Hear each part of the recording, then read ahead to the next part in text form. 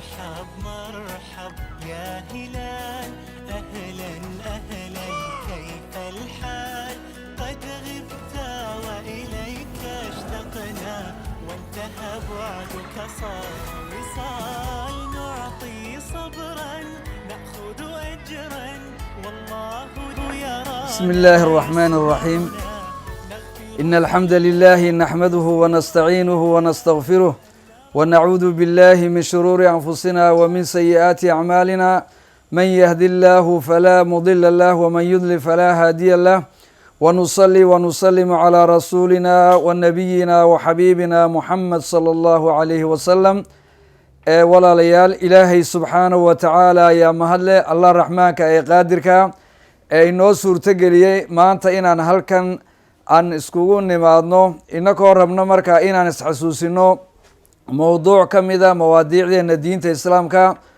mowduuca maanta waxaan soo qaadan doonaa insha allah haddii la yidhaahdo xadiis nebigu sheegay calayhi salaatu wasalaam oo rasuulku maalin maalmaha ka mida ayuu markaa saxaabada u yimid nebigu calayhi salaatu wasalaam isagoo markaa u tilmaamaya qofkani adduunyada inuuna qofna ku waarayn uu rasuulku calayhi salaatu wasalaam oo u tilmaamay sahayda ama saadka loo baahan yahay adduunyada inta la joogo si sahaydaasi ay qofka ilaahay subxaanahu wa tacaala ula kulmo isagoo maaragtay waxa weeyaan ku sugan ilaahay subxaanahu wa tacaala diintiisa.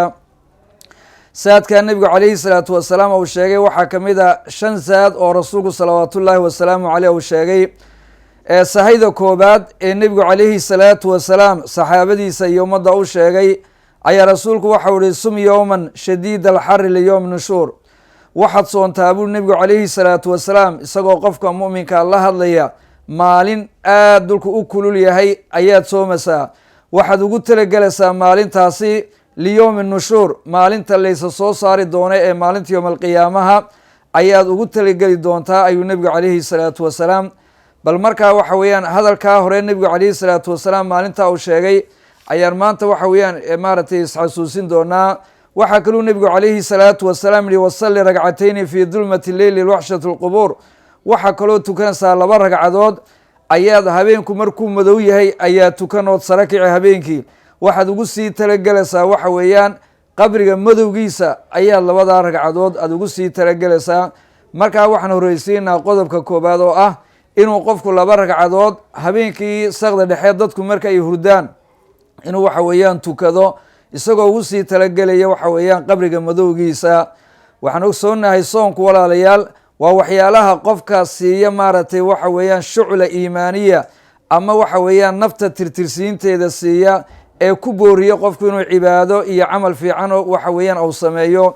waayo ilaahay subxaanahu wa tacaala kitaabkiisa waxa uu ku yihi yaa ayuha almuzamilu qum illeyla ilaa qaliila, iyo aayaddii kale ilaah uhi yaa ayuha almudathiru qum faadir. waxaa kaloo ilaahay subxaanahu wa tacaala uu yihi ina naashi'ata leyli hiya ashaddu wad'an waaqumu qiila. naashi'ata leyl waa cibaadada habeenkii la sameynaya iyadaa maaragtay waxa weeyaan tirtirsiin badan oo iyadaa maaragtay waxa weeyaan iimaaniyaadka iyo ruuxaaniyaadka iyo cibaadada iyo iimaankaba iyadaa maaragtay wax weyan siyaadisa. nebiguna calayhi salaatu wasalaam walaalayaal isagoo ka hadlaya in la soomo maaragtay waxa weyan 2 ragcadood la tukadaa habeenkii sadqa dhexe fadliga ay leedahay ayaa rasuulku calayhi salaatu wasalaam waxa uu ihi calaykum biqiyaami leyl, waxaad laasimtaan oo waxaad la timaadaan qiyaamu leyl habeenkii sara kaca buu nebigu calayhi salaatu wasalaam saqda dhexe sara kaca fa inahu da'bu saalixiina, waxa weeyaan buuri dadkii hore fiicnaa ee wanaagsanaa dhaqankoogii iyo dabeecadoodii iyo cibaadadoodii weeye. waxaa kaloo rasuulku calayhi salaatu wasalaam yihi wa muqaribatun lakum ilaa rabbikum, labadaasi maaragtay ragcadoodeeda habeenkii aad tukanaysaan waxay idiin dhoweynayaan ilaahay subxaanahu wa tacaala ayay idiin dhoweynayaan. weliba waxaa kaluu nebigu calayhi salaatu wasalaam wa mukafiraatun lisayi-aad, weliba intaa waxa sii dheer inay waxa weeyaan 2 ragcadood ee habeenka saqda dhexe la tukanayaa inay walaalayaal dembi dhaaf qofka u yihiin oo ilaahay subxaanahu wa tacaala dembigiisa uu kaga dhaafayo oo qofkiibay dembi dhaaf waxa weeyaan u noqonayaan.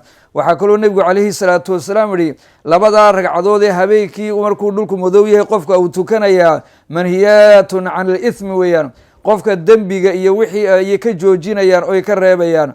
waxaa kaluu nebigu calayhi salaatu wasalaam yihi labadaa ragcadood ee la tukanaya habeenkii markuu dhulku madow yahay ee dadku ay wada hurdaan madradatun lidaa'i can iljasad, jidhkana waxa weeyaan xanuunka iyo waxaasay ka saaraan ay ka fogeeyaan. sidaa darteed walaalayaal labadaa ragcadood ee habeenkii la sara kacayo markay dadku hurdaan yacni muhiimada intaa leeg iyo fadliga intaa leeg ayay leeyihiin. jibriil ayaa nebiga u yimid calayhi salaatu wasalaam maalin maalmaha ka mid a, markaasaa nebiga calayhi salaatu wasalaam waxa uu ku uri yaa moxamed cish maa shita buu ku uri intaa doonta noolow nebi maxamedow, fa inaka mayitun buu ku yihi waad diman doontaa nebi maxamedow, inkasta haddaad adduunyadan ku noolaato waad diman doontaa buu markaa waxa weeyaan yidhi. waxaa kaluu ku yihi wacmal maa shita fa inaka majziyun bihi, wixii aad doonto adduunyada dusheeda ku samee, ilaahay subxaanahu wa tacaala kaas unba lagugu abaalmarinayaa. waxba man shita buu ku yihi waxaad jeclaataa ciddaa doontana waxa weeyaan jeclow, fa inaka mufaariquhu, cid alle cid kastood jeclaato adduunyada inta la joogo waad ka tegi doontaa buu markaa waxa weeyaan ku yihi.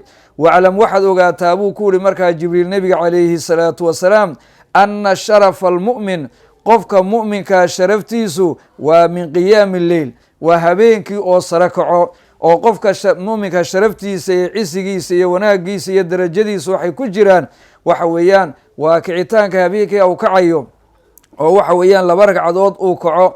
markaasaa darteed walaalayaal labada ragcadood ee la kacaye la tukanaya habeenkii fadliga intaa leeg bay leedahay oo jibriilna nebiga calayhi salaatu wasalaam u sheegay weeye. labadaa ragcadood waxa weeyaan waxay noqonayaan maaragtay mid u dhoweeya qofka ilaahay subxaanahu wa tacaala markay dadka kaloo dhan wada hurdaan uu isagu ilaahay darti u kaco wuxuu noqonayaa maaragtay waxa weeyaan qof ilaahay subxaanahu wa tacaala u dhow.